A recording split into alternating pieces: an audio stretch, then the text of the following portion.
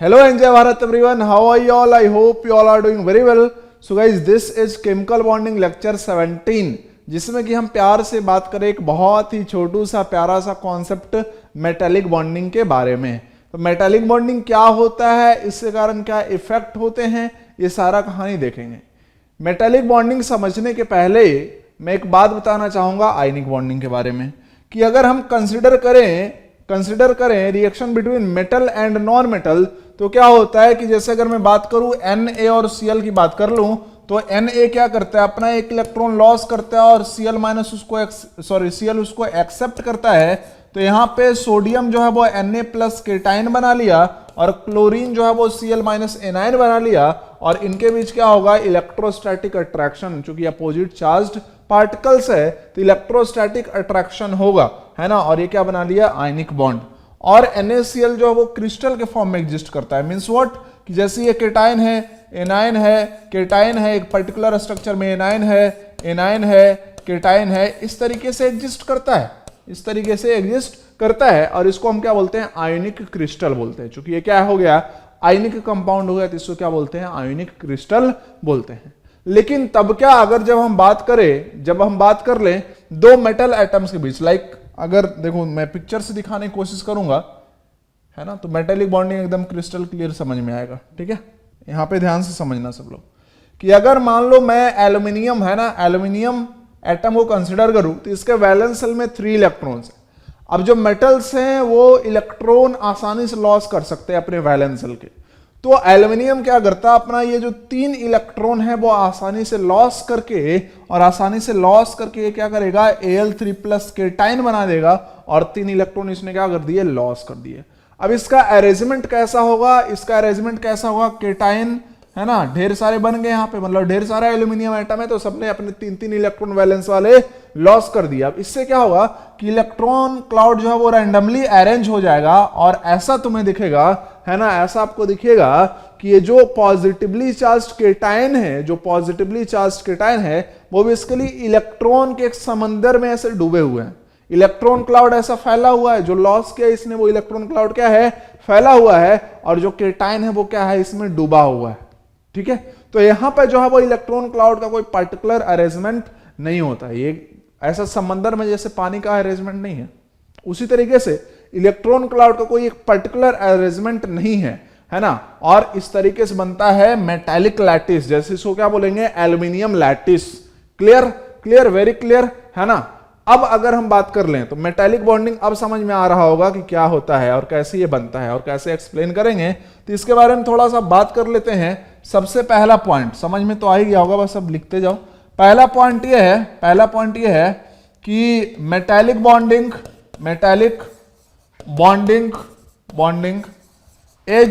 is bond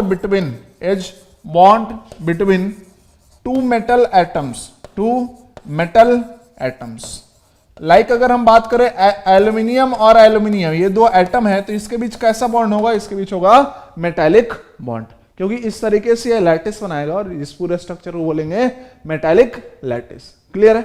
अब अगर ध्यान से देखो तो जो मेटालिक लैटिस है उसके स्ट्रक्चर तो देख लिया, स्टेबिलिटी की बात करते हैं। यहां पे Al3 प्लस क्या, केटाइन, इलेक्ट्रॉन क्या है, नेगेटिवली चार्ज है, तो इनके बीच जो इलेक्ट्रोस्टैटिक अट्रैक्शन होगा वो क्या होगा, बहुत ही ज्यादा होगा। अपोजिटली चार्ज है और इसके बीच इलेक्ट्रोस्टैटिक अट्रैक्शन क्या है, बहुत ही ज्यादा होगा। इसलिए जो मेटालिक लैटिस होते हैं वो क्या होते हैं, बहुत ज्यादा स्टेबल, और इसलिए उसको तोड़ना आसान नहीं होता। इसलिए मेटल्स के जो मेल्टिंग पॉइंट होते हैं वो क्या होते हैं, हाई। तो सेकेंड पॉइंट यहां पे लिखना चाहो तो लिख सकते हो कि due to high electrostatic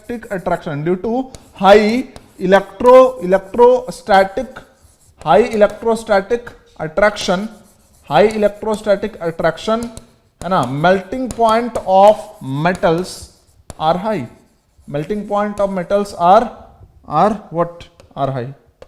clear, सबको क्रिस्टल क्लियर दिखना चाहिए, आर हाई, क्योंकि वहां पे इलेक्ट्रॉन्स और पॉजिटिवली चार्ज्ड पार्टिकल के बीच का इलेक्ट्रोस्टैटिक अट्रैक्शन है, जो कि क्या होगा, बहुत ज्यादा स्ट्रांग होगा। ठीक है, अब अगर हम तीसरी बात कर लें कि ये जो स्ट्रक्चर बना, तो अभी क्या बोला कि ऐसा लगेगा कि जो केटाइंस है वो इलेक्ट्रॉन के समंदर में डूबा हुआ है। कैसा दिखेगा कि इलेक्ट्रॉन्स के समंदर में डूबा हुआ है। तो ये जो स्ट्रक्चर है इसको एक्सप्लेन किया है ना, उसको बोलते हैं electron sea model. Electron sea model मतलब ये जो पॉजिटिवली चार्ज केटाइन है वो इलेक्ट्रॉन के समंदर में डूबे हुए हैं ऐसे प्रतीत होंगे। तो इस मॉडल को हम क्या बोलते हैं, इलेक्ट्रॉन सी मॉडल। तो थर्ड पॉइंट लिख सकते हो कि मेटालिक बॉन्डिंग इज एक्सप्लेन्ड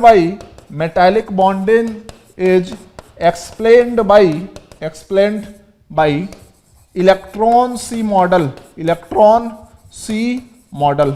अब ये इलेक्ट्रॉन सी मॉडल क्या है, इसमें ऐसा मानते हैं कि जो पॉजिटिवली चार्ज केटाइन बना, जिसको कि कर्नल्स भी बोला जाता है, इसमें ऐसा मानते हैं कि पॉजिटिवली चार्ज्ड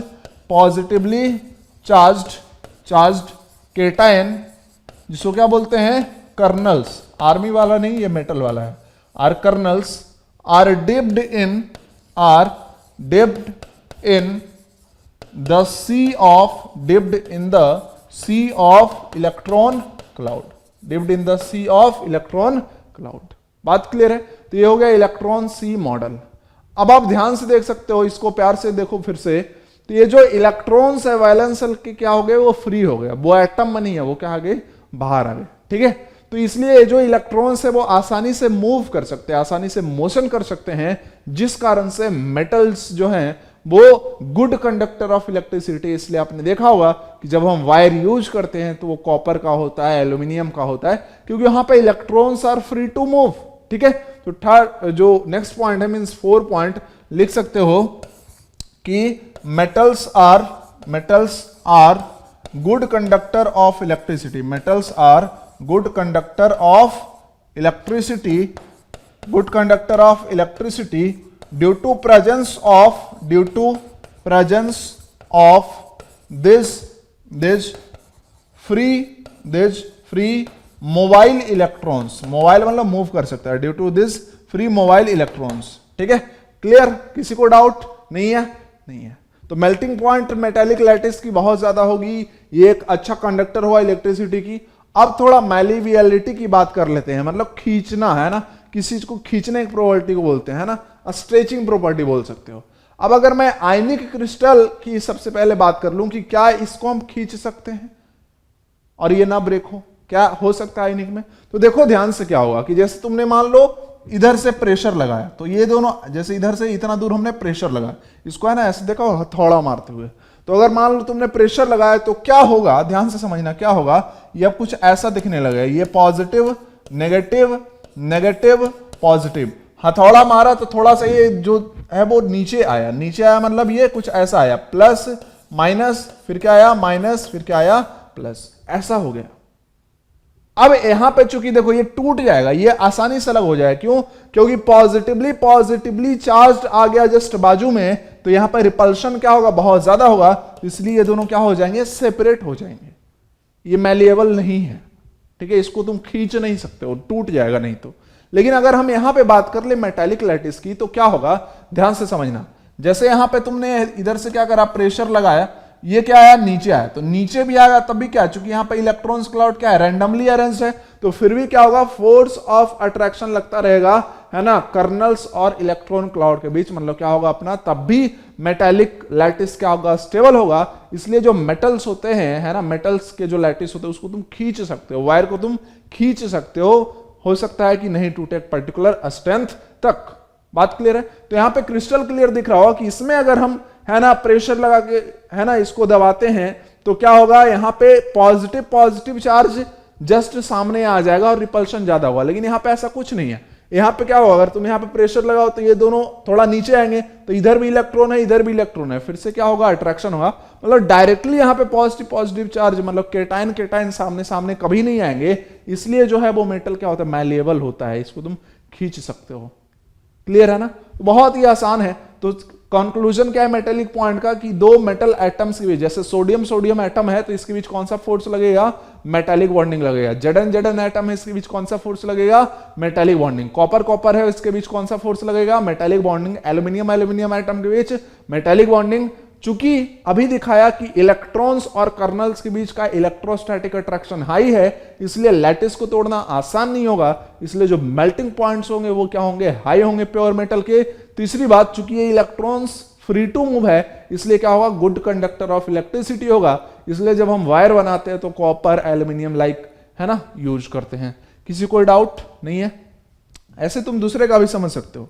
जैसे अगर हम जर्डन की बात कर लें तो जर्डन का लैटिस तुम्हें ऐसा अरेंजमेंट होगा, सोडियम की बात कर ले तो सोडियम के लिए ऐसा अरेंजमेंट होगा, ठीक है। तो इनके बीच जो देख सकते हो ना कि इलेक्ट्रॉन्स क्या ऐसे रैंडमली अरेंज है, इलेक्ट्रॉन्स क्या ऐसे रैंडमली अरेंज है। जैसे तुम यहाँ पे मान लो प्रेशर लगाते तो ये इधर इलेक्ट्रॉन्स इसको अट्रैक्ट कर रहा होता, ठीक है, थोड़ा ये नीचे भी आता तो यहाँ पे इसलिए बहुत ज्यादा ये स्टेबल होता है। तो आई थिंक कि आपको क्लियर समझ में आ गया होगा कि मेटालिक बॉन्डिंग क्या होता है, इसका इफेक्ट क्या होता है। So thank you for watching this video, love you all, Bharat माता की जय।